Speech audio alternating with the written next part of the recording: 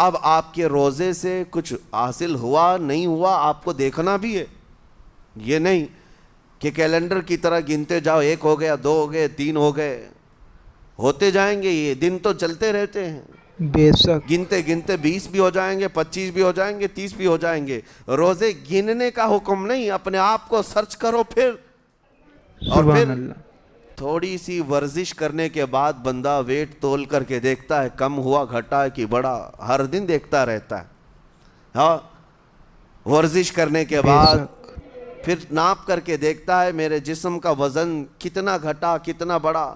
Weight gain کرنے والے weight loss کرنے والے دونوں بھی برابر چیک کرتے رہتے ہیں۔ روزہ رکھنے کے بعد تمہیں خود کو بھی چیک کرنا چاہیے کہ میرے اندر اب تبدیلی آئی یا نہیں آئی۔ بے ایک شک، روزہ رکھا اور پھر رات کو تراویح میں کھڑا ہوا، میرے اندر بدلاؤ کتنا ہے؟ کیا اب اللہ کی آیات قرآن کی سنتا ہوں، میرے آنکھوں سے آنسو آ جاتے ہیں؟ اگر آ گئے ہیں تو اس کا مطلب ہے کہ دل نرم ہو گیا، اس روزے نے اثر دکھانا شروع کیا، اور پھر ویسے کا ویسا ہے، تو اس کا مطلب ہے کہ آپ کے روزے سے آپ کو تقویٰ نہیں مل رہا ہے، آپ کو تقویٰ نہیں مل رہا۔ خوف خدا جب آتا ہے تو انسان کا دل موم ہو جاتا، نرم ہو جاتا ہے، اور اللہ کے عذابات سے، جہنم کے خوف سبحان سے، اللہ، قبر کی بے سختیوں شک، سے وہ رو پڑتا ہے، اس کی آنکھیں بہنے لگ جاتی ہیں۔ اور جب دل سخت ہوتا ہے پتھر کی طرح تو اسے نہ اللہ کی آیتیں رلاتی ہیں، نہ آخرت کا تصور اسے ہلاتا ہے۔ اسی لیے قیامت کے دن کے بارے میں آپ کو بتاؤں، نبی پاک صلی اللہ تعالیٰ علیہ وسلم کی امت کی طرف جہنم کی آگ شعلے لپکاتے ہوئے بڑھتی آ رہی ہوگی، بہت تیزی سے۔ قریب ہے کہ وہ جہنم کی آگ سب کو اپنے لپیٹ میں لے لیں۔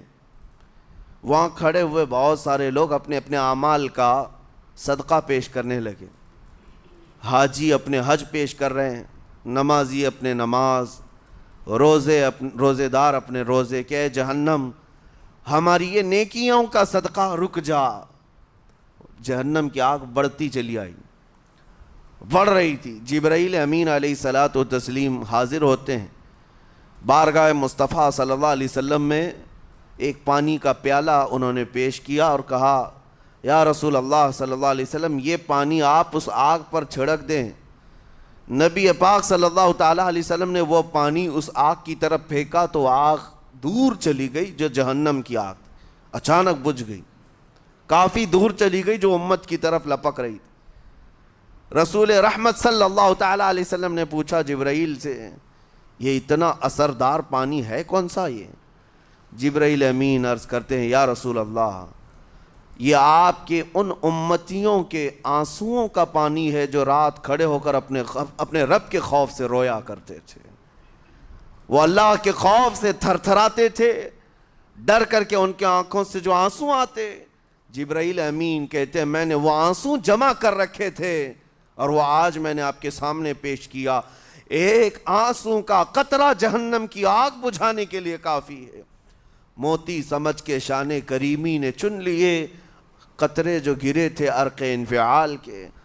عزیزان گرام وقار، یہی وہ تقویٰ ہے، یہی وہ خوف خدا ہے جس کے متعلق اللہ قرآن میں فرماتا ہے لعلکم تتقون، تاکہ تمہیں تقویٰ مل جائے، اسی لیے روزے رکھے گئے ہیں، روزے فرض کیے گئے ہیں۔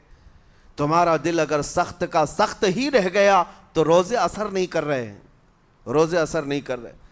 اور ظاہر سی بات ہے کاموں میں برکت نیت سے ہوتی ہے، کسی بھی عمل میں برکت اچھی نیت سے ہوتی ہے۔ اگر کوئی روزہ اس لیے رکھ رہا ہے، جیسے بہت سارے فائدے گنائے جاتے ہیں نا، روزہ رکھنے سے کینسر نہیں ہوتا، روزہ رکھنے سے جسم کے فاسد مادے ختم ہو جاتے ہیں، نکل جاتے ہیں، ڈاکٹرز بھی مشورہ دیتے ہیں مہینے میں 1 مرتبہ، ہفتے میں 1 مرتبہ باڈی کو فری چھوڑنا چاہیے۔ تو یہ تو جسمانی فائدے تو رکھے گئے ہیں، لیکن اگر تم روزہ اس نیت سے رکھ رہے ہو کہ میری باڈی صحیح ہوتی رہے، تو گویا کہ تم تو اپنی دنیاوی غرض سے روزہ رکھ رہے تھے۔ یہ فائدے تو ملنا ہی ملنا ہے، یہ فائدے یوں بھی ملیں گے اللہ تعالیٰ کی طرف سے آپ کو، لیکن نیت وہ نہیں۔ روزہ رکھنے کی نیت یہ ہو کہ میرا رب مجھ سے راضی ہو جائے، اور مجھے رب تبارک و تعالیٰ کا خوف اور تقوی حاصل ہو جائے.